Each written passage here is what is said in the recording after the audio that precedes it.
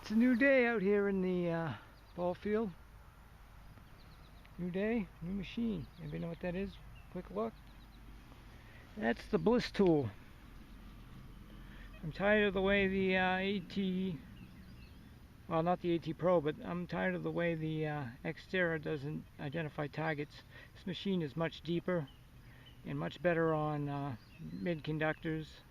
Not to mention it's just as good on the high conductors like silver. These are my settings for today. I've gotten 5 rings on the ear.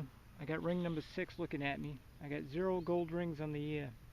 This very well could be gold ring number 1 for the ear. And I haven't even pulled it out yet. You see it's down about 4 inches, come through loud and clear. Let's see what we got. It's looking good so far. Oh, it's looking very good. No corrosion. Check it and see if I can see a mark. My eyes aren't that great. Oh, it's all intact. It looks like gold to me. Let me look it over real quick. I'll be right back with you. Okay, we're back. Stamped 10 karat on the inside. I'll have a better look at it when it's cleaned up. First gold ring of 2013. That is awesome. First day out with the new machine. It's already starting to pay for itself. You know, I could get used to this bliss tool deal. I dug 5 rings all year. I just dug first gold ring. I just dug another ring. Ring number 7 on the ear. Now we're getting some rings. It's a junk ring. I think I might have broke it getting it out, but anyway, it's another ring. Okay, I'll let you guys listen to see what this machine sounds like. It's a good strong signal. It's got one tone. So that could be silver, that could be gold, that could be a nickel, could be a pull tab. It's a good signal. As opposed to listening for, see how that breaks up? It's non-diggable. Diggable. Alright, we'll do a live dig, see what we come up with. Machine's gonna make some chatter like it usually does. And I lay it down because I really got the gain cranked up on it. But if you want depth, you gotta have some power to get down there. The way I look at it. Alright.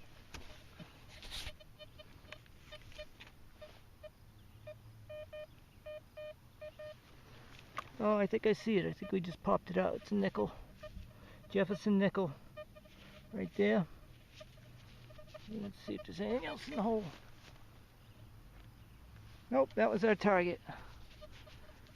Could be a war nickel, I suppose. No, it looks like a clad. Yeah, it's clad nickel. Alright, our deck's good find. It's right here on its side.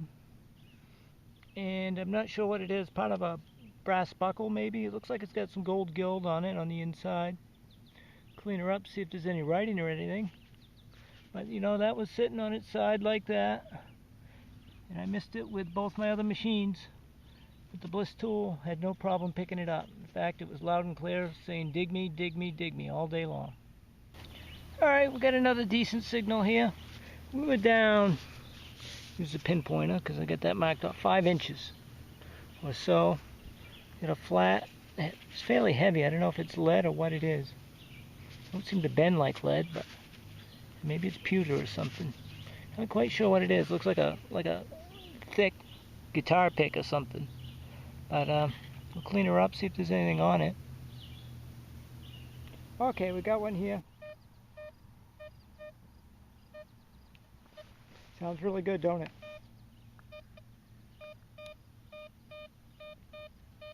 Unless this is iron fooling me. I've got iron discriminated out pretty good. Maybe it's can slaw or something.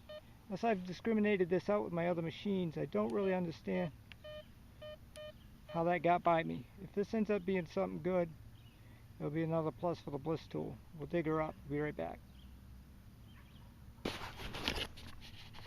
Okay, one disadvantage to this machine is you get one tone and no number ID. Now that comes in just under nickels on the AT Pro, and it doesn't come in very good at all on the x-terra 705 because I run in 3 kilohertz. But you heard how loud and clear it rang. We'll try to discriminate that out if we can. It's in there pretty good.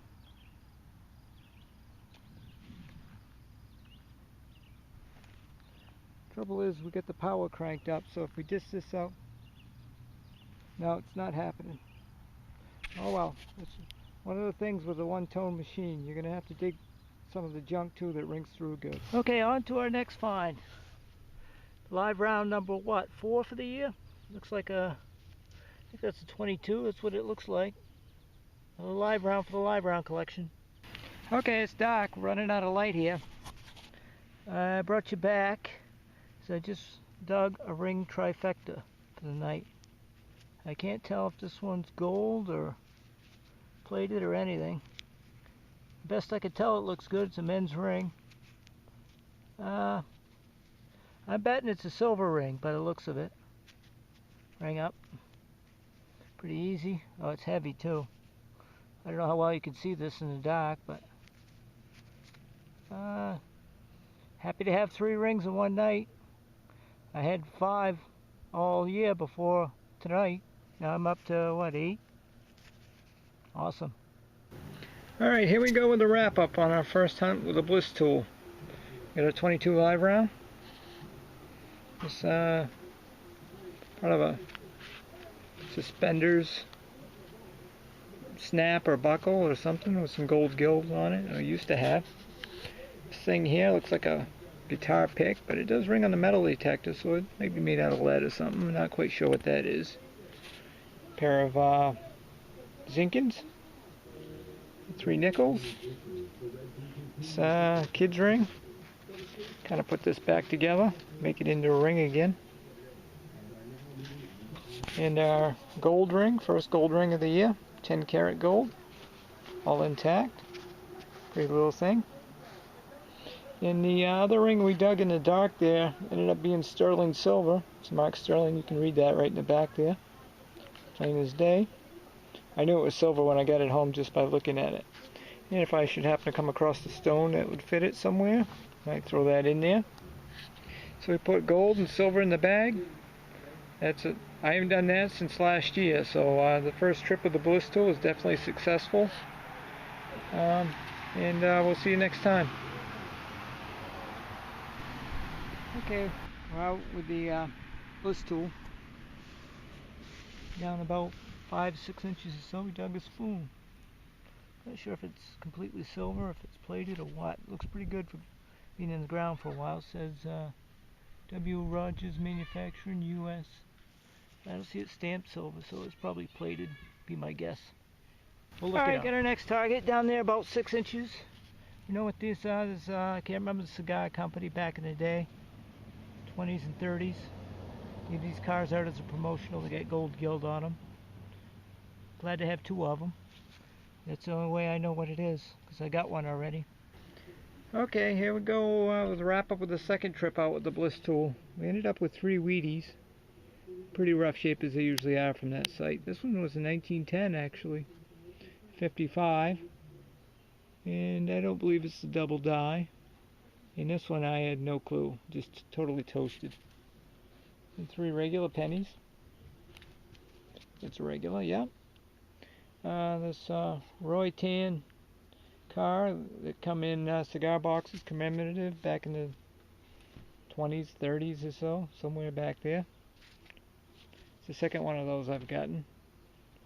This is just some type of cap. I wasn't sure what that was. We got a looks like a lead mini ball of some sort. And this thing here, I wasn't sure if it was a ring or not. I'm not even counting that as a ring. That's not a ring. Even if it is not even complete. So I'm still on ring 7, I guess, for the year. Oh, I almost forgot the plated spoon here.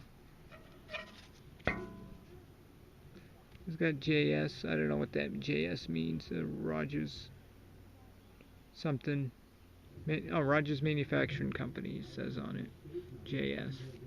So that's at best plated silver, and I'm pretty sure that's what that is. You can see underneath the metal right there. And that's what we come up with. Alright, it's beautiful late July morning, about 75 with a little bit of breeze. Typical Maine summer day. Anyway, we're out with the bliss tool again this morning, and we'll get ourselves a signal here. Looks like some type of pendant or something. I haven't pulled it out yet. Oh, it's an earring of some sort. That very well could be gold, the top part of it, but I know the rest of it isn't. So maybe not. We'll have a look at home, see if it's stamped anywhere. That's a piece of jewelry with a bliss tool. Okay, we've got a little target here. Pull out my headphones so you can hear. Sounds good. No matter which side we go on.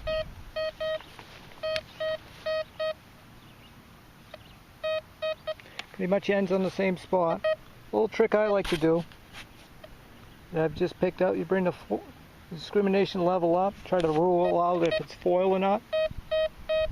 If it's foil at this particular amount of gain, you'll usually take it right out. But if it's a pull tab or something like that, it's going to pick up pull tabs and bottle caps and that kind of stuff. So we're going to dig her up and see what we got. Alright, we ended up with a rusty old bottle cap, which with this kind of machine you're going to have to live with. The AT Pro is really good about telling bottle caps, and the x-terra is really good with these rusty ones because it'll false crazy high numbers. This machine here won't false on them, and I haven't figured out a way to discriminate these out yet, but I don't know if I really want to. I'll just end up digging them up along with the other good stuff that happens to go with them. Sounds like something you might want to dig, right?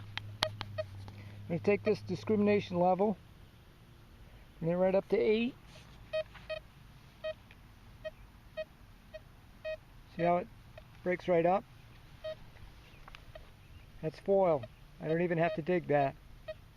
Works good on foil, but if I'm going to run the gain as high as I am, I'm not going to be able to do that with pull tabs or can slaw or any of the rest. I can if I turn the gain down, but I want a little bit of depth, so I'm not going to do that today. But I'm not going to dig that foil. Another prime example of what this will not be foil. Turn that discrimination level all the way up, and it didn't even begin to waver. Okay, we'll dig this one up, see what we got. Hopefully it's not a bottle cap. Okay, it ended up being a bottle cap. I'm just going to have to dig these with this kind of machine. Analog, one tone. I got no way of discriminating these out like I could with the other machines. That's probably why I didn't dig that. But once you get them cleaned out, this ought to be a nice place to come.